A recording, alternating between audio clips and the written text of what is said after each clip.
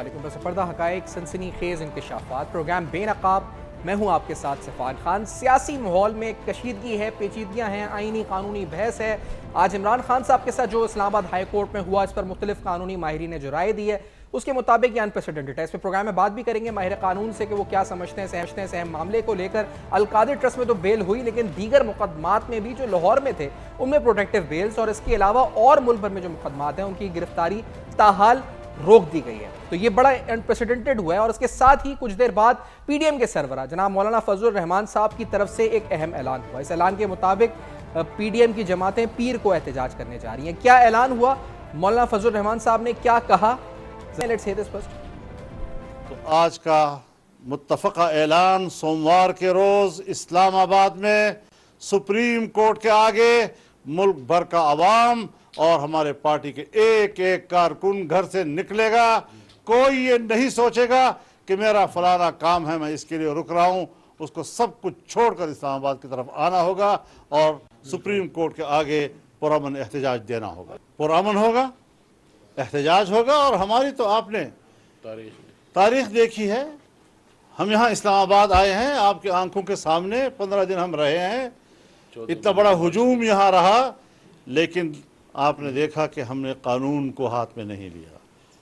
लेकिन ये बात याद रखनी चाहिए कि अगर किसी ने हमारी तरफ टेढ़ी आंख से देखा, किसी ने हम पर हाथ उठाने की कोशिश की, तो डंडे से भी जवाब दिया जाएगा, रोड़े से भी जवाब दिया जाएगा, मुक्के से भी जवाब दिया जाएगा और थप्पड़ से भी जवाब दिया जाएगा। बदलती हुई सियासी सूरत पर गुफ्तगू करते हैं। आइनी कानूनी जो आज इस्लामाबाद हाई कोर्ट में मामला हुए, इस पर ही बात करते हैं। इमरान शफीक साहब माहिर कानून हैं, साबिक प्रोसिक्यूटर नैब हैं, सीनियर माहिर कानून प्रोग्राम में साथ मौजूद हैं। राना अबरार साहब प्रैक्टिशनर तोशा खाना प्रोग्राम में साथ मौजूद हैं, सीनियर सहाफ़ी हैं। अहमद बिलाल महूद साहब से प्रोग्राम का आगाज़ करते हैं जो बिल डाइट के सरबराह हैं। अहमद बिलाल साहब, पीडीएम की तरफ से ये ऐलान आप किस तरह देखते हैं? क्या सियासी कशीदगी में मजीद इजाफा होगा? यकीनन ये तो सिविल वॉर की तरफ जाने की शुरुआत है। जब एक सियासी पार्टी एहतजाज कर रही हो और दूसरी सियासी पार्टी भी एहतजाज के लिए कॉल दे दे और वो दोनों एक दूसरे के ख़िलाफ़ पार्टियां हों, तो उसके नतीजे में जो वायलेंस होगा और जो एक दूसरे के साथ कुछ तो खून होगा, उसको इमेजिन तो किया जा सकता है। तो ये तो सिविल वॉर लाइक सिचुएशन पैदा हो सकती है, अल्लाह करे ऐसा ना हो। लेकिन ये जो कॉल है ये मेरे ख्याल में उस जानिब एक कदम है। उम्मीद है कि इस बारे में कुछ लोग समझेंगे और इसकी इम्प्लिकेशंस को रियलाइज़ करते हुए इसके ऊपर ज़रा नज़रसानी करेंगे और ऐसी सूरत नहीं पैदा करेंगे कि पार्टियां एक दूसरे के सामने आ जाएं। अगर किसी ने एहतजाज करना है तो एक दिन वो कर ले, एक दिन वो कर ले, लेकिन इस तरह का हमने डिसिप्लिन माजी में तो देखा नहीं है। तो मुझे तो इस बात का खौफ है कि इसके नतीजे में अगर सिविल वॉर नहीं तो उस तरह की कोई मिलती जुलती सिचुएशन पैदा होगी और वायलेंस होगा। सही। अच्छा, आपने क्योंकि नवाज शरीफ साहब कहा गया कि उन्होंने तजवीज़ दी सरबराही इजलास में, तो एक ज़ीरक सियासतदान है नवाज शरीफ साहब, हालात पर वज़ीर आज़म कई बार रह चुके हैं, 3 बार मौलाना फजलुर रहमान साहब। तो क्यों ये लास्ट रिजल्ट या लास्ट ऑप्शन के तौर पर क्यों इस कार्ड को इस वक्त खेला जा रहा है इस वक्त? अहमद बिलाल साहब, क्या तमाम उम्मीदें सुप्रीम कोर्ट से ख़त्म हो गई हैं, सिस्टम से ख़त्म हो गई हैं, या अब ये कहा जा रहा है कि अगर अब हम बैठे रहे तो बुज़दिली तस्वर होगी हमारी? कोई तो वजह होगी जो इस तरफ, जिस आप कह रहे हैं सिविल वॉर से आप कह रहे हैं इससे तशबीह आ रही है, तो फिर क्यों इस तरफ जाया जा रहा है?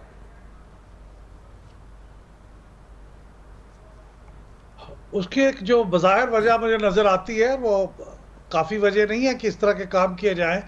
वो ये है कि सुप्रीम कोर्ट ने पिछले चंद हफ्तों के अंदर जिस तरह के एक्शंस लिए हैं वो बहुत आर्बिट्रेरी हैं, बहुत वन साइडेड हैं। और ख़ास तौर पे देखिए वो तो कुछ फैसले होते हैं, लेकिन कल जो सुप्रीम कोर्ट के अंदर जिस तरह से प्रोसीडिंग्स हुई और जिस तरह से मकालमे अदा किए गए, जिस तरह सुप्रीम कोर्ट के चीफ जस्टिस साहब ने गुफ्तगू की, उससे एक नज़र आ रहा था कि वो इमरान खान के बारे में कितनी नरम गोशा रखते हैं, कितनी मोहब्बत रखते हैं। चंद बातें जो उन्हें सुप्रीम कोर्ट के चीफ जस्टिस की कुर्सी पे बैठे हुए नहीं करनी चाहिए थी, बावजूद इसके कि उनके दिल में कितनी मोहब्बत और कितना एहतराम होता, वही भी उन्होंने की। तो उसके नतीजे में जो दूसरी पार्टियां हैं जो इमरान खान के मुखालिफ हैं, और ख़ास तौर पे उसके बैकग्राउंड में, जब उससे पिछले 2 दिनों में पीटीआई के कारकुनों की तरफ से मुल्क के अंदर बहुत सी ऐसी जगहों के ऊपर हमले हुए हैं और तबाही और बर्बादी हुई है जो कि माजी में कभी देखने में नहीं आई। तो इस बैकग्राउंड में जब सुप्रीम कोर्ट के चीफ जस्टिस इस तरह की ग्रेस शो करेंगे, तो फिर दूसरी पार्टियों के अंदर प्रोवोक होना बड़ा लाजमी है। तो मैं समझता हूँ कि ये जो प्रोवोकेशन है, ये सुप्रीम कोर्ट के अंदर जिस तरह से चीज़ें कंडक्ट की गई हैं उसके ज़रिए से पैदा हुई है। सही। अच्छा, ये प्रोवोकेशन हो गई, इसके बाद एक एहतजाज का ऐलान हो गया।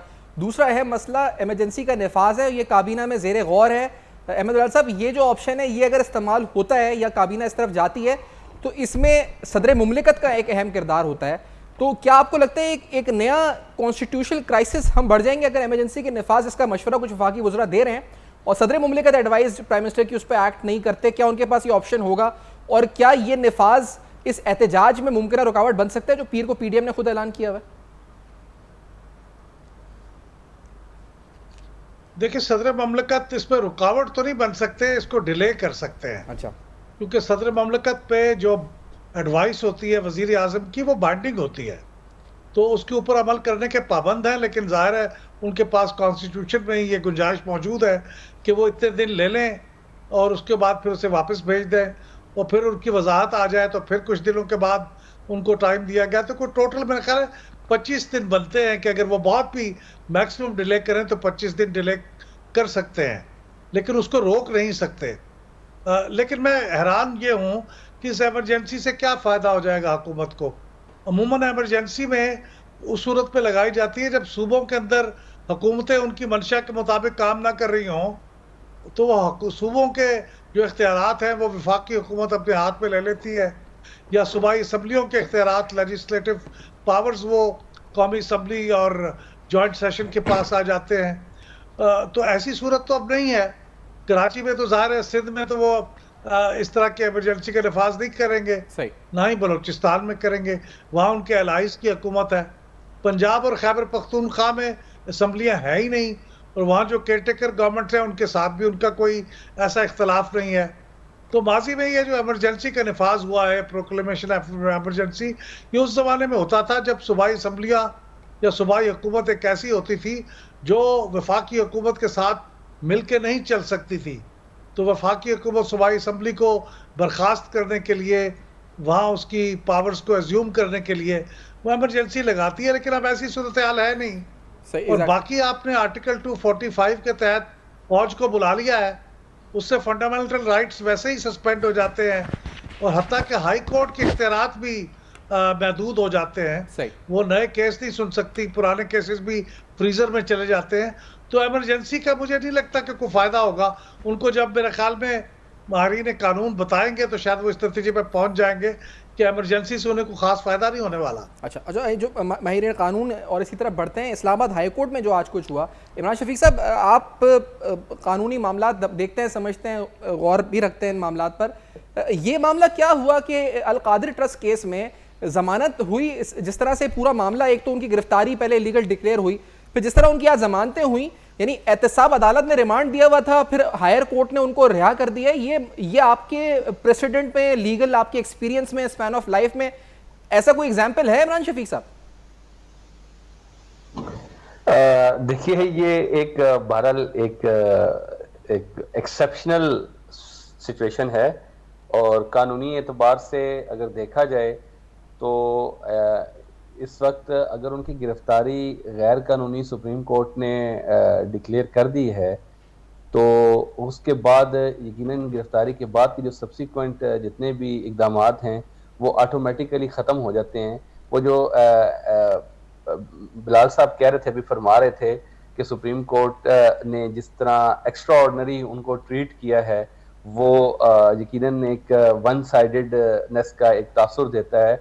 मैं सोच रहा था कि ये ऐसा लग रहा था चीफ जस्टिस साहब के रिमार्क से कि फरते जज्बात से कहीं चीफ साहब अपनी कुर्सी से नीचे आके इमरान साहब को गले ना लगा दें, इस अंदाज में जो है वो कल की प्रोसीडिंग चली जा रही थी।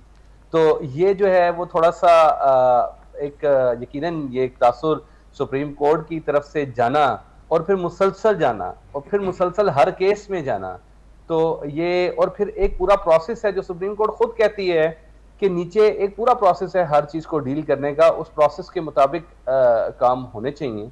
बहरहाल ये तो जो होना था हो गया। इस्लामाबाद हाई कोर्ट के पास अब कोई ऑप्शन बचा नहीं था। आज जो इस्लामाबाद हाई कोर्ट में जितनी भी प्रोसीडिंग्स हुई हैं उसमें एक ये ऑर्डर जो पास किया गया है कि किसी भी केस में इमरान खान साहब को अब गिरफ्तार नहीं किया जाएगा, ये थोड़ी सी एक मेरा नहीं ख्याल कि ये कानूनी तौर पर ऐसा होता है कि एक बंदे के खिलाफ कोई केसेस हों तो आप कानून ये कहता है कि वो हर केस में अलग अलग अपनी जमानत के लिए अप्लाई करेगा। जिन जिन केसों में वो जमानत के लिए अप्लाई करेगा उन केसों में उसकी जमानत होगी और वो जमानत के लिए मचल के भी दाखिल करेगा अलग अलग हर केस में, और हर केस में अलग अलग पेश होने की अदालत को जो है वो श्योरिटी भी देगा। तो बहरहाल अब ये इस तरह की जमानत के आपके खिलाफ जितने भी केसेस हैं, हाँ एक ऑर्डर ठीक है कि अगर जब इमरान खान साहब गिरफ्तार हुए, उस गिरफ्तार होने के बाद अगर कुछ मुकदमात कायम किए गए हैं तो यकीनन उन मुकदमात के साथ उनका ताल्लुक नहीं बनता, तो उन मुकदमात की बुनियाद पर गिरफ्तार नहीं किया जा सकता। लेकिन जो पहले से मुकदमात मौजूद थे, जैसे जैसे सुप्रीम कोर्ट का अपना ऑर्डर ये कहता है कि ये जो इमरान खान साहब जब गिरफ्तार हुए थे इस्लामाबाद हाई कोर्ट से, तो उसकी पहले की पोजीशन पर सारी चीजें लौट जाएंगी। तो अगर उससे पहले की पोजीशन पर अगर सारी चीजें चली जाएं तो फिर इसका मतलब यह है कि इमरान खान साहब जिन जिन मुकदमात में पहले से मतलूब थे उनमें जमानत ऑटोमेटिक नहीं हो सकती, उनमें अलग अलग जमानतें दायर करनी पड़ेंगी इमरान खान साहब को। और मेरा ख्याल है कि जो आज तक जितने केसेस में इमरान खान साहब मतलूब थे, इस्लामाबाद हाई कोर्ट में दो तरह की जमानतें आज दायर हुई हैं। एक जमानत वो है जो इस्लामाबाद की अदालतों के दायरा कार में आते थे, उनमें उन्होंने जमानत कबल अज़ गिरफ्तारी हासिल की है, और दूसरी वो मुकदमात थे जो लाहौर हाई कोर्ट के लाहौर की जुरिस्डिक्शन में आते थे पंजाब की, तो उनमें उन्होंने राहदारी जमानत जिसे हिफाजती जमानत हासिल की है, प्रोटेक्टिव बेल, ट्रांजिट बेल ली है, वो उनका लेने का हक था और वो अदालतें पहले भी देती रहती हैं। तो इसलिए 4 किस्म के ऑर्डर हैं आज। एक वो हैं जिनमें इस्लामाबाद हाई कोर्ट ने जमानतें दी अपने केसों में, वो इस्लामाबाद हाई कोर्ट में इख्तियार था उसका। हाँ, उस पर एक सवाल जरूर बनता है कि इमरान खान साहब को पहले निचली अदालत में जाना चाहिए प्री अरेस्ट बेल के लिए या हाई कोर्ट में आना चाहिए। लेकिन ये इतना अहमियत का हामिल सवाल इसलिए नहीं है कि नंबर 1 तो सुप्रीम कोर्ट ने खुद ये डायरेक्ट किया इमरान खान साहब को कि आप इस्लामाबाद हाई कोर्ट जाएं, और दूसरी बात है ये पैरेलल जुरिस्डिक्शन है प्री अरेस्ट बेल की। ये जुरिस्डिक्शन निचली अदालत को भी हासिल है और हाई कोर्ट को भी हासिल है, और अगर हाई कोर्ट में भी कोई शख्स आ गया और इन सर्कमस्टांसेस में जिनमें वो चल रहे हैं, तो इसलिए आप उसको गलत नहीं कह सकते, गैर कानूनी नहीं कह सकते। इसके प्रेसिडेंट मौजूद हैं कि आला अदालतों ने हाई कोर्ट में डायरेक्ट भी pre arrest bell petition entertain की है और वो कर सकती है। जो ट्रांजिट बेल होती है, प्रोटेक्टिव बेल होती है, वो तो होती ही हाई कोर्ट में है। अगर दूसरे सूबे में जाना है तो वो भी हाई कोर्ट ने ठीक काम किया, वो दे सकती थी। तीसरा काम कि जो गिरफ्तारी के बाद के जो केसेस हैं उनमें गिरफ्तार ना किया जाए, वो भी अदालत ने ठीक काम किया, वो दे सकती थी। लेकिन ये जो चौथा ऑर्डर है जो बताया जा रहा है कि किसी भी मुकदमे में आप कहीं भी गिरफ्तार नहीं करेंगे इमरान खान साहब को, ये मेरा ख्याल है एक ऐसा ऑर्डर है जिसकी मुझे समझ में नहीं आती कि किसी मुकदमे में क्यों नहीं गिरफ्तार करेंगे जब पहले से मुकदमा वो मौजूद है। उसमें अगर अलग से जमानत वो लेकर आ जाते, हिफाजती जमानत उन्हें दे दी जाती। लेकिन बहरहाल चूंकि सुप्रीम कोर्ट ने अपने ऑर्डर के तहत कल एक ऐसा मैसेज उस ऑर्डर में दे दिया है कि भाई इमरान खान साहब के लिए एक जो कानून है, और खुद उन्होंने कहा भी कि देखें हम आपको वो रिलीफ दे रहे हैं जो पहले हमने कभी किसी को नहीं दिया। और ये तो अगर ये केस रिपोर्ट हो जाए तो इमरान शफी साहब बतौर वकील आपको अपने क्लाइंट्स के लिए बहुत आसानी हो जाएगी आगे, अगर इस तरह कुछ आता है कि इनको एज अ प्रेसिडेंट बना के आप बहुत से लोग रिलैक्सेशन ले सकेंगे आइंदा कोर्ट से। देखें सच्ची बात तो ये है कि हम तो अदालत में जब जाते हैं किसी अदालत में, और किसी वो आम हमारा पंजाबी का एक लफ्ज़ है, किसी मातड़ के केस में जाते हैं, तो हमें तो 50 किस्म की फॉर्मेलिटीज को पूरा करना पड़ता है, और अगर वो फॉर्मेलिटी ना पूरी हो तो जो है ना उस फाइल की कोई अहमियत नहीं है। लेकिन खान साहब के लिए बहरहाल बेंच भी बनते हैं फौरी तौर पर, यानी अब जुम्मे की नमाज के बाद भी उनके सारे बेंचेस में उनको रिलीफ मिला, सारी चीजें मिली। ये सहूलत बहरहाल आम पाकिस्तानी को बहुत कम। और तोशा खाना केस जो है जिसमें फर्द जुर्मायत हुई थी, राना अबरार साहब, ये केस भी जो है वो रोक दिया गया ट्रायल इस पे। राना अबरार साहब, आपने ये आप मोहरे के हैं इस मामले के? जी बिल्कुल, ये केस भी रोक दिया गया है। मैं इस बात पर हैरान हूँ कि पीटीआई के वकील साहबान जो हैं वो हाई कोर्ट में जाकर केस के मेरिट के ऊपर हर किस्म के दलाइल देते हैं कि जी ये केस मेरिट पर नहीं बनता, ये ऐसे फाइल किया गया, ऐसे नहीं फाइल करना चाहिए था, ये वो मतलब ये सारे दलाइल पीटीआई के वकील, इमरान खान के वकील केस के ट्रायल में क्यों नहीं पेश करते। मैं तो समझता हूं कि अगर जो एडिशनल सेशन जज इस्लामाबाद हैं उनके सामने ये दलाइल रखें कि जनाब केस बेसलेस है, केस बनता ही नहीं है, तो इमरान खान बरी हो जाएंगे। और ये मुख्तसर केस है, मैं आपको बताऊं, ये कोई लंबा चौड़ा केस तो है नहीं। ये इसमें 2 या 3 गवाहियां हैं और बाकी डॉक्यूमेंटल प्रूफ हैं कि इमरान खान ने इनकम डिक्लेयर नहीं की है। ऐसे डिक्लेरेशन जो उन्होंने जमा करवाया था इलेक्शन कमीशन में, उसमें इनकम डिक्लेयर नहीं की है और उसकी बुनियाद पर वो डी सीट हो चुके हैं अपने कौमी असम्बली के हल्के से। अब फौजदारी केस है। अगर ये नहीं बनता है, अगर ये बेसलेस है, तो ख्वाजा हारिस साहब हैं और बाकी बड़े बड़े वकला हैं इमरान खान के, वो वहां पर ट्रायल कोर्ट में ये दलाइल क्यों नहीं पेश करते, बल्कि इस केस को रुकवाने के लिए दलाइल पेश किए जा रहे हैं। बड़ी हैरानगी की बात है। और मैं आपको बता दूं, ये अंदर की खबर है कि इमरान खान को सबसे बड़ा खौफ तोशाखाना केस से है, क्योंकि ये ओपन एंड शट केस है। इसमें इमरान खान खुद को गिल्टी फील करते हैं, इसलिए वो चाहते हैं कि इस केस को इस केस का ट्रायल ना हो और इसको रुकवाया जाए एट एनी प्राइस। यहां पर मैं एक जो इमरान शफीक साहब ने बात की है, मेरे एक सवाल है इनसे कि जो चौथा ऑर्डर सर एक ब्रेक हाई कोर्ट का इन्होंने जो तमाम एक ब्रेक लेनी है राणा ब्रार साहब। मैं अहमद बिलाल साहब का शुक्रिया अदा करते हुए कि इन्होंने आपने वक्त दिया। सर मैं एक ब्रेक की तरफ बढ़ूंगा, दीगर मेहमानों से हमारी गुफ्तगू जारी रहेगी। आज जो हुआ इस पर गुफ्तगू करते रहेंगे। इस्लामाबाद हाई कोर्ट में जो कुछ हुआ, पीटीएम का जो ऐलान है, तोशाखाना केस की फौजदारी जो मुकदमा है, इसका भी ट्रायल रोका गया। आफ्टर दिस ब्रेक हमारे साथ रहिए।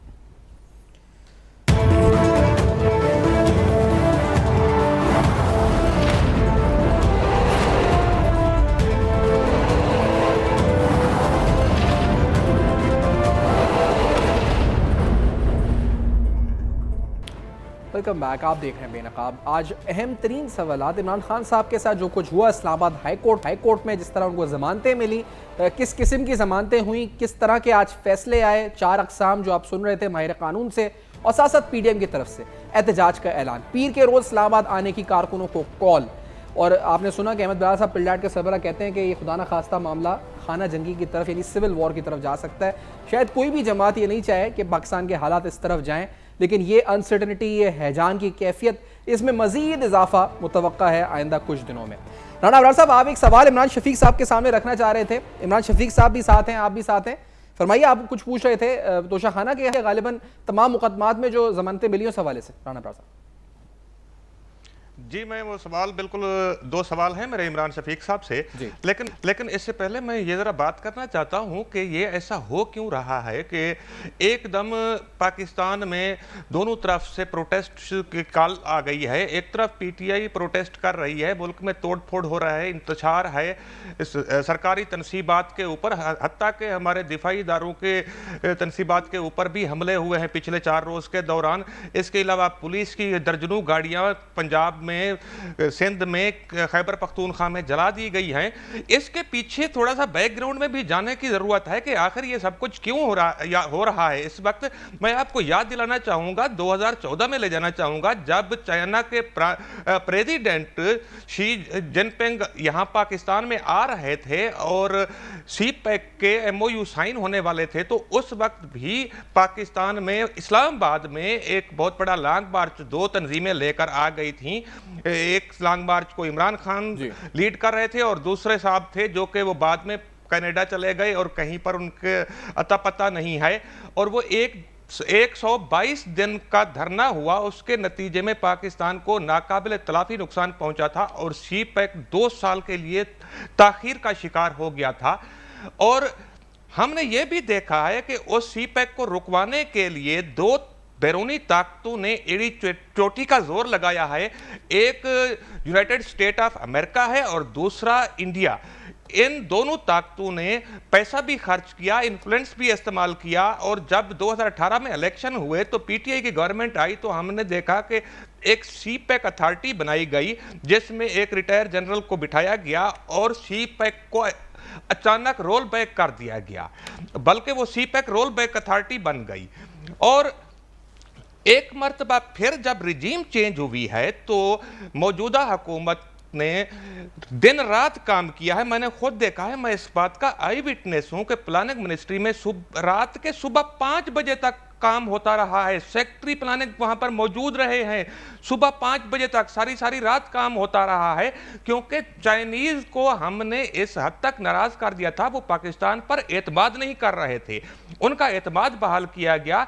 और अब जब चाइना के फॉरेन मिनिस्टर पाकिस्तान में आए तो एक बार फिर एहतजाज शुरू हो गया, एहतजाज की कॉल दे दी गई, और बल्कि कंसेक्टिव प्रोटेस्ट की कॉल दी गई कि रोजाना की बुनियाद पर एहतजाज होगा। आप जानते हैं कि इस खित्ते में बड़ी तब्दीलियां रूनुमा हो रही हैं। लेकिन अब तो पीडीएम ने दी है कॉल, राणा साहब, ये जो अब तो कॉल पीडीएम की है मंडे के दिन जो है, तो ये क्यों कर रहे हैं फिर ये?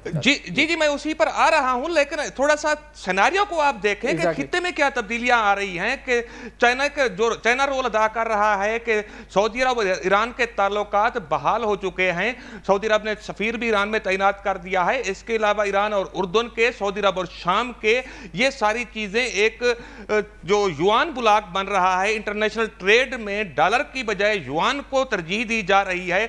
अभी एससीओ समिट जो इंडिया में गवा में हुआ है वो भी इसी सिलसिले की एक कड़ी थी। इस युआन ब्लॉक में अफ्रीका के 25 मुल्क शामिल होने जा रहे हैं। इसमें यहां पर साउथ एशिया में पाकिस्तान बहुत बड़ी अहमियत रखता है। आपने देखा कि जो आईएमएफ के साथ मुज़ाकरात थे उसमें हमारी तमाम तर गुजारिशात के बावजूद अमेरिका ने कोई किरदार अदा नहीं किया, और मुसलसल नए एतराजात, नई शिकायत लाई जाती रही। और पाकिस्तान को, मैं चाहूंगा कि आप सवाल की तरफ जी आ जाए, क्योंकि ये तो मैं समझ गया कि एक साजिश आपको लगता है कि है। मैं फिनिश करूं। जी ये बेसिकली चाइना और अमेरिका की चपकलिश है। पाकिस्तान मैदान जंग बना हुआ है और सीपैक को बहाल होने से रोकने की हर मुमकिन कोशिश की जा रही है। मैं ये कहना चाहता हूं इमरान शफीक साहब से, मैं ये पूछना चाहता हूं कि जो आज का सुप्रीम कोर्ट का ऑर्डर है उसमें क्या, ये जो ऑर्डर नंबर 4 आपने बताया था, उसमें क्या ये समझा जाए कि नेक्स्ट मंडे तक अगर इमरान खान हाई कोर्ट से बाहर निकलने के बाद कोई मर्डर कर देने तब भी उसको गिरफ्तार नहीं किया जा सकेगा? क्या एम आई राइट? और दूसरा मैं ये पूछना चाहता हूं कि वो किस तरह की गिरफ्तारी होगी कि उसको कानूनी करार दिया जा सके? जब इमरान खान खुद गिरफ्तारी पेश करेंगे तो तब भी मेरे ख्याल में कानूनी कहलाएगी, वरना तो हर तरीके से जो गिरफ्तारी है वो गैर कानूनी कहलाई जा रही है। इमरान साहब, मैं आपसे ये बड़ा इंपॉर्टेंट सवाल है राणा साहब का, ये अब क्या उनको एक ब्लैंकेट इम्यूनिटी मिल गई है कि मंडे तक? वो बड़ा सही सवाल है, क्या ऐसा कोई स्टेटस, और ये कोई तारीख में ऐसा स्टेटस इमरान शफीक साहब है कानून की कि किसी को ऐसा कहा गया हो कि किसी भी मुकदमे में वो गिरफ्तार नहीं हो सकता, पूरे मुल्क में नहीं हो सकता? इसका मतलब यही है कि कुछ भी कर सकते हैं वो इस वक्त इन 2-3 दिनों में? इसका मतलब ये है सुप्रीम कोर्ट या हाई कोर्ट के इस ऑर्डर का जी कि नैब पाकिस्तान में काबिल एतमाद नहीं है, इमरान खान के खिलाफ बदनीयत है, एंटी टेररिज्म के जो हैं वो भी बदनीयत है, इमरान खान के खिलाफ वो ठीक नहीं है। पाकिस्तान में एंटी करप्शन के जितने इदारे हैं, पाकिस्तान की लॉ इन्फोर्समेंट एजेंसीज जितनी भी हैं, वो सारी की सारी इमरान खान साहब के खिलाफ बदनीयत हैं और वो इमरान खान साहब को नुकसान पहुंचा सकती हैं। इसलिए पूरी की पूरी इंतज़ामी मशीनरी पर हम एतमाद नहीं करते कि वो को कानून के मुताबिक अपने काम फ़राइज़ सर अंजाम दे रहे हैं। लेकिन ना, जब आप ये कहते हैं और ये सारे के सारे इमरान खान के खिलाफ हैं और इमरान खान को किसी किस्म का भी वो गिरफ्तारी करने का नुकसान पहुंचा सकते हैं, क्योंकि जब आप एक ऐसा ऑर्डर पास करते हैं कि जिसमें आप ये कहते हैं कि आप किसी को किसी मुकदमे में गिरफ्तार नहीं करेंगे, तो इसका मतलब ये है कि जितने मुकदमात उसके खिलाफ, क्योंकि प्री अरेस्ट बेल की जो बुनियादी कंडीशन होती है वो होती है या तो मुकदमा बदनीयती की बुनियाद पर दर्ज हुआ है, या रियासत जो है वो मुकदमा दर्ज करने वाले उसको सियासी मुकदमात की नोयत है, या फिर किसी को हरास करना चाहते हैं। तो अगर इन 3 ग्राउंड्स में से सियासी मुकदमात का पस मंजर है, हरास करना चाहते हैं और बदनीयती की बुनियाद पर है। ये अगर हो तो फिर उस मुकदमे में प्री अरेस्ट बेल मिलती है किसी बंदे को। तो आप पहले से ही, वो मुकदमा तो आपके सामने है नहीं, आपने जो मुकदमात आपके सामने भी नहीं है उनके बारे में, उनको बगैर देखे बगैर सोचे आपने उनके बारे में ये डिसीजन दे दिया कि वो मुकदमात सारे के सारे, जब आप जमानत दे रहे हैं, जमानत भी नहीं दे रहे, मजे की बात है ये तो जमानत के लिए, आप जमानत से हट के आप कह रहे हैं कि आप इस बंदे को अरेस्ट ही नहीं कर सकते किसी भी केस में, तो फिर इस नतीजे पर आप पहुंच चुके हैं कि ये इमरान खान साहब की पॉलिटिकल विक्टिमाइजेशन हो रही है, इमरान खान साहब के खिलाफ बदनीति से सारे मुकदमात बनाए जा रहे हैं और इमरान खान साहब के खिलाफ जो है वो हरासमेंट हो रही है उनके साथ। अगर ये इस नतीजे पर पहुंच गया, ऑर्डर में अगर ऐसी बात लिखी है, फिर तो ये अदालत अगर इस नतीजे पर पहुंच गई तो यकीनन अदालत के सामने कोई मटेरियल होगा, फिर तो ये सारे जवाब ही खत्म हो जाता है, जबकि ये ऐसा नहीं है। जहां तक ये जो राना साहब का तबसरा है, क्या नाम मेरा है? सवाल, अच्छा, इमरान मेरा साहब, सवाल और है, इमरान साहब इमरान साहब एक मेरा सवाल और है कि अच्छा, अगर इमरान खान कोई बंदा मार दे जाकर हाई कोर्ट से निकलने के बाद मंडे से पहले, तो क्या पुलिस उसको गिरफ्तार कर सकती है या नहीं कर सकती? ठीक है, लेकिन इमरान साहब एक बात और भी मुझे ऐड कर दें, बतौर एक student of law Imran Shafiq साहब, ये मुझे बताएं, इसमें ये भी एक ऐड कर दें कि मंडे को जो पीडीएम की एहतजाज की कॉल है, इसको जो तजबीह दी है अहमद बिलाल साहब ने सिविल वॉर से, बतौर एक माहिर कानून आप इस कॉल को कैसा देखते हैं? सुप्रीम कोर्ट के बाहर जो एहतजाज होगा पीडीएम का। देखें, एक बात तो ये है कि अदलिया के खिलाफ, अदलिया रियासत का एक बड़ा अहम सतून है जी, और अदलिया के खिलाफ आप एहतजाज करना कोई बहुत मुनासिब बात नहीं है, और आवाम को अदालतों के खिलाफ बहरहाल आप एहतजाज जरूर कर सकते हैं, लेकिन अदालतों के खिलाफ ये उकसाने वाली बात है मेरा ख्याल है। और फिर आप हुकूमत में हों तो हुकूमत में होते हुए पीडीएम की पार्टीज को ये ज़ेब नहीं देता कि वो इस तरह का एहतजाज करें कि जिसके जरिए ये तासुर मिले कि किसी इदारे को, आप एहतजाज करते हैं गवर्नमेंट के खिलाफ, आप एहतजाज करते हैं कोई रियासती जबर के खिलाफ, लेकिन ये जो अदलिया के खिलाफ एहतजाज है मैं इसको कोई बहुत मुनासिब नहीं समझता। लेकिन सच्ची बात यह है कि अदलिया ने, सुप्रीम कोर्ट ऑफ पाकिस्तान ने बिलखुसूस वो 3 रुकनी बेंच ने बहरहाल रास्ता भी कोई नहीं छोड़ा कि अवाम तक वो पीडीएम की जमातें अब एहतजाज करें, लेकिन बहरहाल मुनासिब ये होता कि ऐसा रास्ता जरूर छोड़ा जाता। राना साहब की बात का जवाब आप देना चाहिए, एहतजाज की नौबत ना आती। और राना साहब की जो बात है कि इमरान साहब कत्ल कर दें किसी को, तो मेरा ख्याल है ये जो जमानत का हुक्म है ये उन जुराइम से पहले तक का है जिसमें मुकदमात में उन्हें जमानत दी गई है। अब अदालत से बाहर निकलने के बाद कोई नया जुर्म कर देते हैं, तो ना ये अदालत के ऑर्डर में कहीं लिखा था कि नए जुर्म को भी माफी हो जाएगी, और ना ही ये कानून इसकी इजाजत देता है कि कोई नया जुर्म वो करें। सही है। वेलकम बैक, आप देख रहे हैं बेनकाब। आज बेनकाब में कानूनी, सियासी, आईनी मामलात पर बहस हुई। इमरान खान साहब के मुकदमात और उन पर जो उनको जमानतें हुई वो कितना अनप्रेसिडेंटेड और गैर मामूली था। साथ साथ पीडीएम की तरफ से एहतजाज की कॉल और इसके मुमकिन असरात पाकिस्तान के सियासी, माशी और पाकिस्तान की जो ओवरऑल एनवायरनमेंट है इसके ऊपर, ये सारी बात हुई। और जो इस पर नुक्ता नज़र सामने है, आपका फीडबैक आप दे सकते हैं फेसबुक, ईमेल्स और ट्विटर पे। देखते रहिएगा अब तक अपना।